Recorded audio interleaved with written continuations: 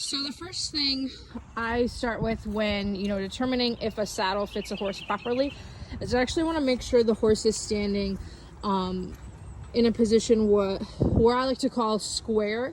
And so what that means is their front hooves are in line, their body is nice and straight, kind of if, picture the horse in a show ring, very similar to that, how you want them to look.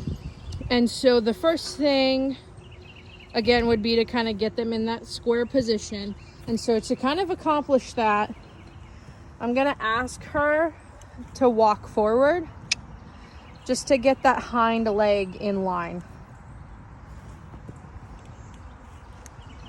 I might actually walk around her. I'm gonna let her know that I'm behind her just so she doesn't kick me. And I'm actually gonna take my foot and get her to straighten out a little bit. Come on, sweetie. There you go. Okay, so now you can see while that back leg is a little relaxed, she's square, she's nice and straight for us to put a saddle on. And so at this point, I'm actually just gonna take my hand across her back, make sure she's not sensitive in any areas first before putting a saddle on. And so now at this point, I'm gonna approach the horse with the saddle and I'm gonna position it right behind her shoulder. And so you can see her shoulder is right here. You can actually move the saddle up a little bit. Just so, again, it's right behind her shoulder. At this point, we want to make sure the saddle is nice and balanced. And so to do that, you can kind of push a little pressure on the back of the saddle and the front, and just to see if it rocks back and forth. In this particular situation, it's not rocking back and forth, which is a good sign. The next thing I'm going to do is I'm going to take my hand and I'm going to actually put it underneath the saddle and very gently just see if there's even pressure distributed on going this direction first, and then I'm going to go down the side.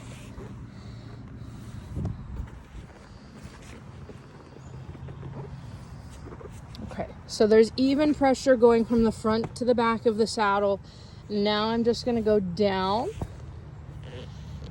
the side panels here just to kind of see if we have even pressure. And in this particular situation, we don't have even pressure.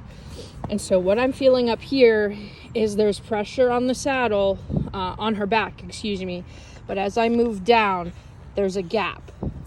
And so that could actually cause the horse some discomfort if we're riding.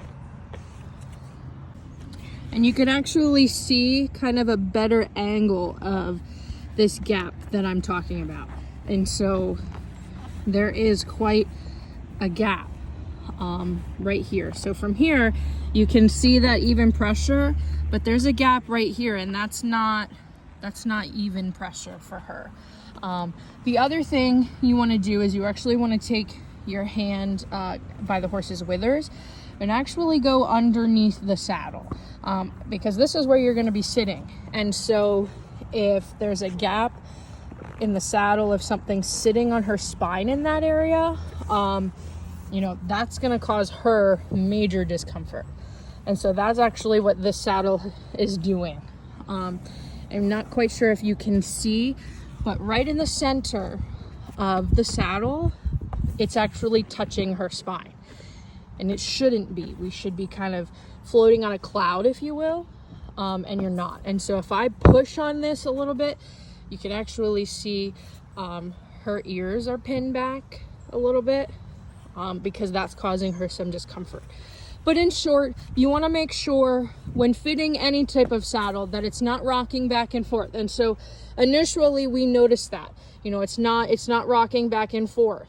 But as we go into just seeing how the pressure pans out through the panels and through the top, we can notice that this saddle is probably not the ideal fit for her.